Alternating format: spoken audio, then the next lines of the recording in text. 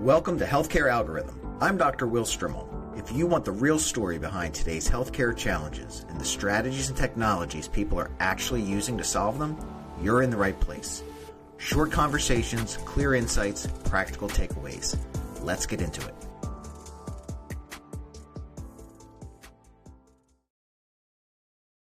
Hello, everybody. You're back on the Healthcare Algorhythm, and this is Dr. Will Strimmel. And today I am joined by Sridhar Uyyala, who is the Frisco, Texas-based founder of TensorLinks and has over 20 years of software engineering experience spanning industries from military and defense to healthcare. And he and I are going to explore today how agentic artificial intelligence is helping reduce friction for patients as they access their healthcare, but also turn raw administrative healthcare data into real-world operational intelligence. So, Sridhar, thank you so much for joining me. Look forward to hearing your story.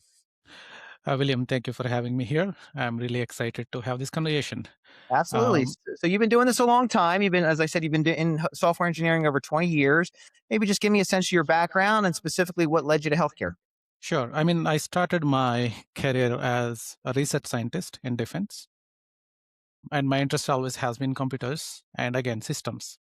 So I worked in the industry at various companies as a system programmer on the operating systems, file systems, worked on the Android operating systems, open source technologies, and even including AI and others in the Intel. My last foray into AI was with the Intel Labs. We were working on a lot of the virtual reality, AI related stuff on the computer vision, exposed to deep learning and other things. And at the same time, the self-driving cars was becoming a thing in 2017. So that made me to make a projection into the future saying self-driving cars are going to be here. Deep learning is going to be a transformative technology. So with that projections in mind, I started my own company actually to build an agents for the cars. It's like Alexa on the wheels. Or like a Google Home for the cars. That was my initial idea to start the TensorLinks. It wasn't into healthcare. So a year into that, like building, I was too early. 2017, deep learning is great. Computer vision is great. But the voice models were not there to provide that interactions that are needed for in-car experiences. And also, building and hardware working with the OEMs is totally different set of tasks. So I'm a pure software engineer into AI background. So I tried 8 months trying to build the prototypes to be able to provide that agentic experience back in the days, 2017. I was too early. Sure. So the stack wasn't there. So I end up shelving up the project and going back to consulting again to explore what's possible. I joined the CVS Healthcare. That's my foray into healthcare. To be able to digitize the patient communications or the order management or the prescriptions to basically digitize the patient experience in CVS Health. So that with that experience, when I saw the first ChatGPT or the GPT-2 or GPT-3 coming into picture, because I'm into deep learning, I know how the industry is moving. 2022, I was able to see, or 2021, I was able to see the first traces of how the LLMs are going to be. So I thought, okay, this is it. If the LLMs are coming, the voice would come next. Whatever they're trying to build the AI agents, this is the moment for me. So I left the company, again, started on to building the projects into AI. I built a lot of projects, but realized that it's great to build stuff with the LLMs or very generic products. But if you're not specifically focused on a specific problem, you cannot solve anything. Because the ChatGPT and other platform providers will build solutions, and it's hard, but they won't provide a very specific healthcare focused products. So after building these products, I realized, okay, I needed a customer, and also I need to be able to transform a specific industry where my products are applicable, where others are not looking. So that's why I started the products that I have built, mainly the engine to understand the documents and provide answers and questions. I thought it'd be great for healthcare. So I started looking in my network to see who can introduce me to someone in healthcare where these products I built will be used. That's how it got started. So one of my friend who is a neighbor to a dentist, introduced me to say, hey, he has operational problems. Maybe your AI document engine, whatever you're doing, could be helpful for them. So we met him at a dental conference. And that weekend, I understood the pain points he has. I was drawn by the problems around the call management. When I looked at it, as a busy dental clinics, they had 9 clinics back then. and they were struggling to manage multiple calls across all these clinics. They have like a backend operations team managing all of this, but they still have to keep the patients on hold. The agents are not properly trained, the human agents. They still need to understand the language, and obviously they need to be available all the time, 24/7. And So they need to rather be than able. starting with a product in Mhm. mind or a solution in mind, you had a technology that you believed in, and even going back to 2017, I want to dig a little bit more into that. You more or less said, "Hey, there's this technology that has a chance to be transformative," and you just went out to find a problem to solve. Is that more Yes, or less fair to yes. say? Because I was a pure technologist. I was never Right. exposed to the problems in the other industries. So that is something that I have to pick and learn as I go by. I know that this is going to be very transformative technology. It is like inventing the web for the first time. So that's I want to Mm, go on that point for a second mhm, because I think, especially in the founder space, right? There's a lot of technology founders and there's a lot of product based founders or solution based founders, mhm. and they both have a role, but sometimes it works really well to have a technologist as a founder, or does it work? Or sometimes it works better to have them more as a fractional founder or not really a co-founder, but really as a specialist. So maybe just tell me a little bit about that as being a technology founder. Seems like you were a bit fortunate that you sort of came upon the problem. But does that is it more of a challenge when you start as a technologist? No, not really. It depends on what problem you're trying to solve. There are technology problems, as you mentioned. You actually go build a platform that will be used by the solution providers or the platform, other industries that will use the technology. So if you're a technologist, you could still build the companies around platforms. But sometimes the technologies disrupt the other industries, as you have seen with the car industry being disrupted Hmm. by computer science, right? Sure. By computers. Like the deep learning is like profound impact on the self-driving. So you could argue that the existing players like automakers don't have or that savviness in technology that is coming years, but someone with the technology background can disrupt some other markets. So it's like there is no like real sauce or the solution here. It's just that sometimes some of the technology problems can be easily applied coming from a technology background, but you still need to have the domain knowledge to be able to Sure. build. You have to pick it up because you should be exposed to a lot of problems. What are the current problems are in the domain? Right. And Yeah, ideally, maybe you're seeing how it fixes a problem in one domain, yeah, and then you can take that and move into another. So exactly. you brought up a couple times deep learning. So there's a couple AI terms I want to start exploring because AI is getting slapped on everything nowadays, and I Hmm. don't think people fully understand the range of what artificial intelligence really means, and it's not all just a chatbot on an LLM. So tell me in layman's terms, tell me what you meant by deep learning. You saw in 2017 deep learning was Hmm. going to be really impactful. In a couple sentences, what is deep learning? And Hmm. and what about it then did you see and what do you see where it is now? Sure. So, I mean, the automation is like the mother of all the computer science that we do. Like, we want to automate stuff, and the computers are good at it.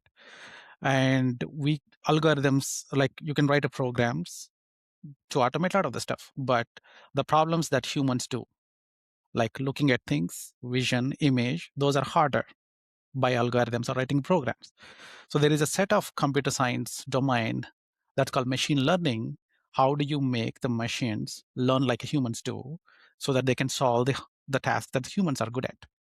And turned out to be a very real challenging problem. Again, those machine learnings, what we call like feature-based learning, again, they would look at the data and they would feed the feature engineering, like in a layman terms, like you collect a lot of data and Mhm. trying to find the patterns by feeding it to a model that would understand the patterns and try to project it. Okay. It could be like predicting a house prices or predicting a stock price, but providing the historical data. So that's called like a traditional machine learning. Um, but the deep learning is a little bit different in a sense that you are not telling the model what are the features that you need to focus on. Instead, so there are two class of models just to like provide a ground. One is called supervised learning, another is called unsupervised learning. Okay. So the first class of the machine learning that I mentioned is more of a supervised learning. You are creating a data sets and creating, oh, these are my inputs and this is the expected output. So you're laying down all the data, painstakingly going through a lot of batches and data sets and feeding it to the model. and teaching it this is the output should be, and that's how it learns the patterns. That is like a traditional supervised learning. There is a second set of the problems where the machine learning is good at is unsupervised learning. You don't necessarily tell the model what the data inputs and outputs are. Instead, you kind of feed it in a way that it is unsupervised, meaning you don't necessarily have to feed the data in a labeled fashion, like marking down what are the input output. Instead, it has to automatically figure out what are the patterns in the data. So that's kind of By unsupervised. other patterns that it's already been taught. Yeah, exactly. Like for example, internet text. Like you already have a lot of internet text, blog posts, and everything. All the internet text data is that is Right. out there on the websites. So you know that how the given like first few paragraphs expecting a next word is kind of an unsupervised problem, because you know what to already what should be generated next given the first few words, and you can feed all of this data without having a human involved. So you can take all the internet data text and feed it to a model and say, hey, this is the data, and given the first two words, you have to predict the next word, and you already know the answer because websites are written already, the text is there already, and you let it go. You let it train the models in unsupervised fashion by giving a lot of data, and they will learn. That's the second set of the problems called unsupervised learning. But in all of these, the models that we're talking about, the deep learning models, these actually are the models that are layered. How do I like a common analogy is, how do they learn like using neurons, like neural networks we call them, Sure, right? neural networks, of course. So neural networks are like the machine learning models that takes the input data and produce an output, but they kind of learn the patterns in the model through the weights. Like okay, how much of the nodes or the neurons should be activated given the input and output. I'm not sure if that's making sense. I could go a little bit like For sure. And but I wanted that, and that's a good overview. Now pull that forward to what does that mean to developing in healthcare, right? What are the pros and cons of using this type of technology in healthcare? Yeah, sure. So, I mean, to hit that point, uh, when these unsupervised models really gave rise to LLMs, what we call large language models, and by feeding a lot of unsupervised data, the language models that we developed are have a lot of features or the capabilities that not only they can predict the next word, they can be trained to become a conversational agent, like a chatbot, or they can translate from one language to another language, an out-of-box capability. Not only that, they can actually follow instructions like a reasoning. That's the third set of models. So the same large language models that were built using the entire internet text of these unsupervised learning gave rise to a base set of technology where you could not only just predict the next word, you can build conversational systems that can act like a chatbots. They can translate from one language to another. Third, these are multimodal models. They can understand. The same model can be used to feed text or the images or the voice. And so then I guess the next layer, which is going to bring us to what you're working on, is then you can turn them into real agents. And so that the Exactly. agentic AIs so Yeah. now as a step forward is this is now a model that can perform a task independently. Exactly. So I'm just laying the ground, like these large language models have out-of-box capabilities and can be trained for various tasks. The first is going to be, can it do instruction following? Like, can it follow some basic instructions and do a task? That's the capability that have now. So they can follow instructions and carry out a task. And that's the basic definition of agent. An agent is a person or a computer program that can follow the instructions given and execute a task. Now you can actually have a bunch of these agents combined. You can have one orchestration agent. They work together to solve a bigger task. So like you give a higher level task to them, they will break it down, Right. and you have that multiple agents work together and solve that bigger problem. So that's the agentic era we are in, the decade. So the LLMs gave rise to a lot of intermediate steps. Now we are in a phase where LLMs are becoming an agent. The basic building block is an agent. Agent is something that can carry out a task. So now how is it applicable for healthcare? Yes. Yeah. So that's the point where, especially where I'm coming at for the healthcare is we are building agents that can carry out the human tasks, like an administrative task at the clinics, be it operating the existing softwares, booking appointments, or answering any questions that the patients may have, scheduling them, and even like answering their insurance related questions or carrying out any task. Like, look, okay, imagine yourself as a staff working in a clinic doing administrative tasks like a front desk, or you could be a backend operation team, and you would be using a lot of softwares to carry out your task, Sure. and you have a lot of domain knowledge that you need to use that to carry out the task, and you'll be interacting these multiple systems and figuring out, like, end of the day, you have a job that is defined to take care of the patients using different softwares, like either creating a record for them and pulling their insurance information Right. and getting their record and answering the questions or scheduling them. All of these are tasks the human would do. Now what we do is we take the agent, say agents, which is LLM based, that is capable of following instructions, and we're training such a way that it carry out the same task. So instead of a human, we are just putting an agent similar to a human. It is going to carry out the same task like a front desk. So we are building what we call a front desk agent. We are automating a lot of the workflows they do, So like that schedule. implies you're going to have a lot of patient contact. How do you think about designing that in a way that patients feel comfortable? I mean, we can all project that in 10 years, people are going to feel comfortable with it. But this is clearly different than the phone tree that we've all become used to. Mhm, Press mhm. one if you want to talk to billing, or press two. That's all very programmatic and defined. This is now conversational, and the agent, the voice on the other end, is going to be quote unquote thinking. How do you do that in a way that the patient, even though they know it's likely a computer, that they still feel safe with it, comfortable with it? Yeah, unfortunately, the IVR systems not having a technology like AI put a lot of bad precedents. They try to solve the problem, but people get upset when they hear just the IVR system, like, oh, Right. press one for this or wait on this, right?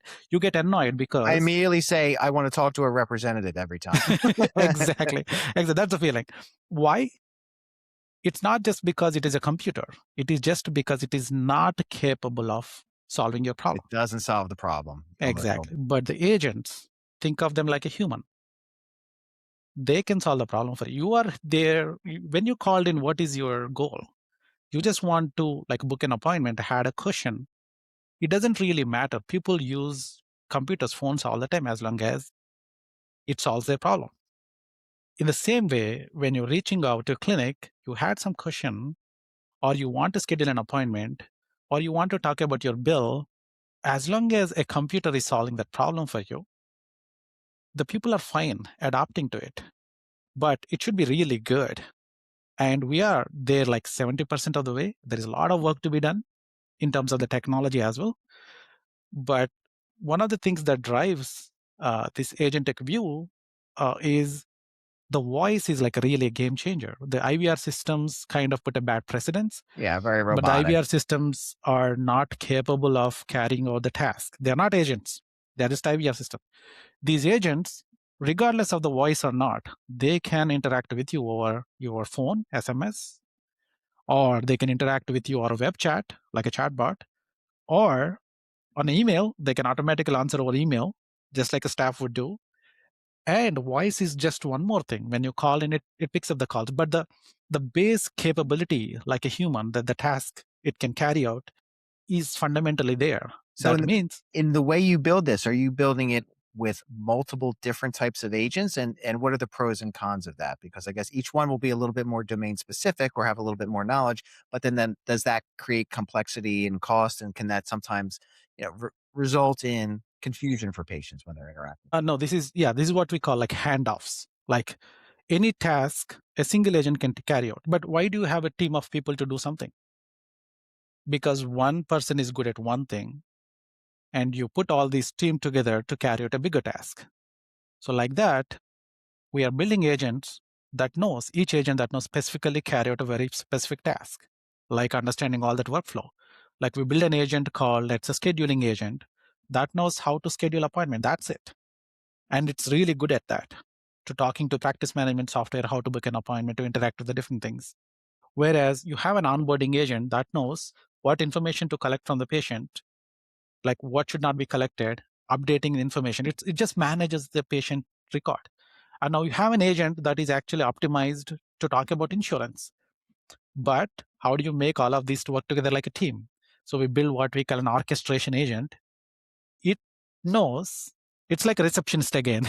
It's a receptionist among the agents that initially gets what the user patient is interacting. Patient wouldn't know that these agents exist.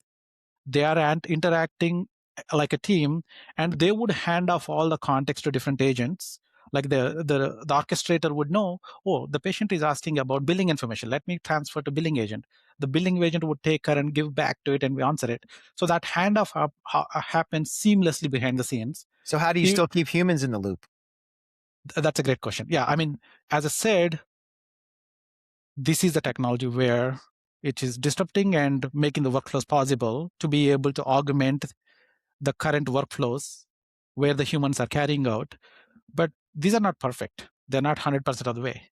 Like I cannot send the x-rays because x-ray systems need to be standardized before I can pull an x-ray and send it out to patient.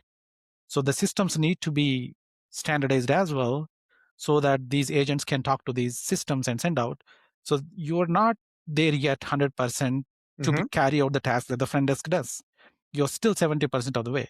So that means that these agents cannot answer many times. So how do you bring the agents in the loop?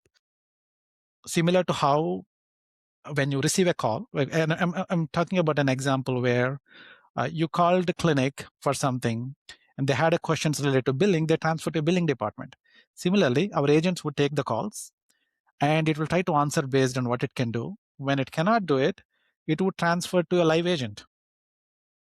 And then the flip side of that is, how do you quality control it? Are you, I don't, and maybe you can tell me a little bit more about how many practices you're in, how many parts of the country, but I imagine there's at least some part where a human is reviewing a significant portion of these to make sure that things aren't getting dropped. That's actually a great question. You could argue that building these systems are really becoming easy now because now a lot of tools that you can make it build these systems at scale. The real problem is you are assuming a lot of things and you can't 100% away I'll give a small analogy that to drive the point. So let's say you want to build a self-driving car that's going to carry out all the tasks done by a human driver. So it seems like a simple problem, but as you can see, it's like a very hard problem to get the last mile. Yes. Right? Similarly, how do you build a front desk agent or like a staff for the clinics that can go all the way? It's not possible yet. It is really hard problem. All right. So what is the barrier, or what do you see as that? How would you define that last mile of transitioning to a world where most administrative tasks could be handled by a I would again go back to my analogy. Why is that self-driving car really hard? Because it is going not on a highway with the 2 lanes perfectly etched with no other humans in the world. No, the environment is complex. The real world is messy.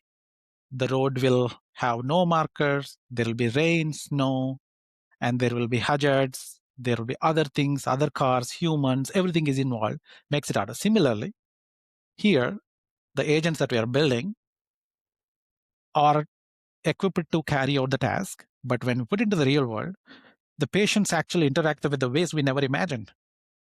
They would be asking the things that we never imagined.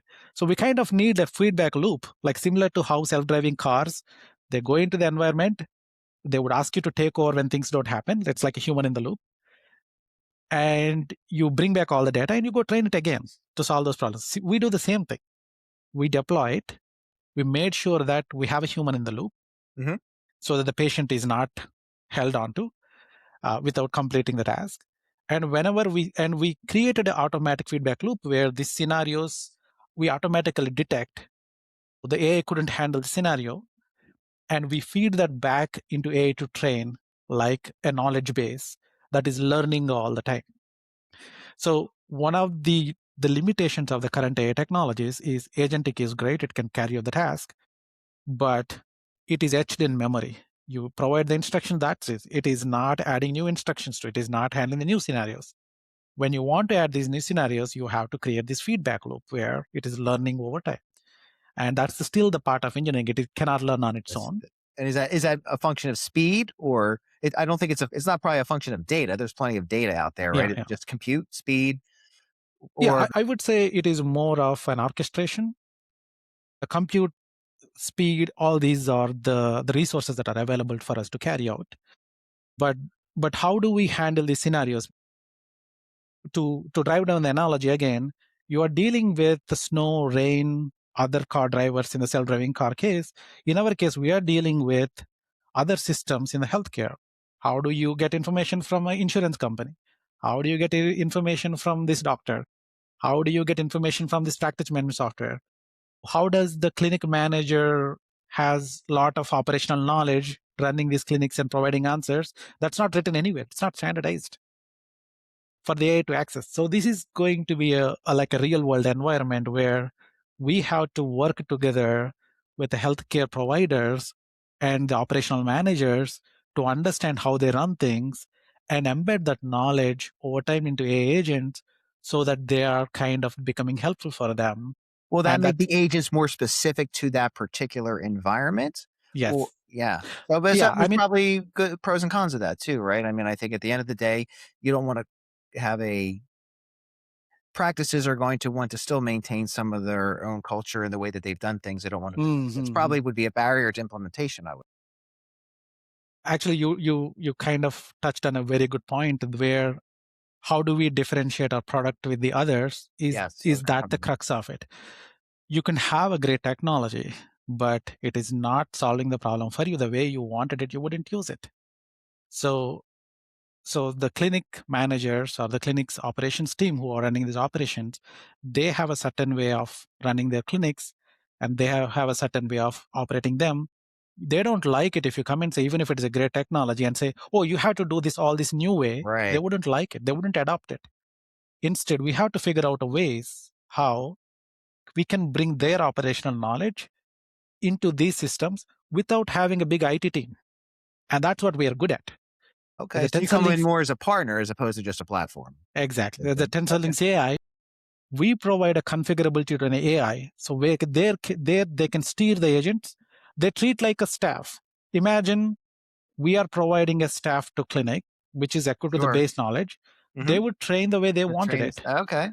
And that's the configuration we provide. That's the personalization we provide, which makes us apart from the other thing. And that's how the technology is going to be going Now you forward. also talk about operationalizing Hmm. healthcare administrative data.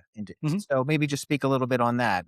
That's different. So you have the staffing solution, but there's also something that are you then pulling this information that you learn and then sharing it with the practice leaders? Is that what? Yeah. True, true. So obviously, when you say an administrative task, they don't run on its own, and they have a goal. Why do you have an operations in the first place? You are running a busy clinic, right? You have patients to serve to.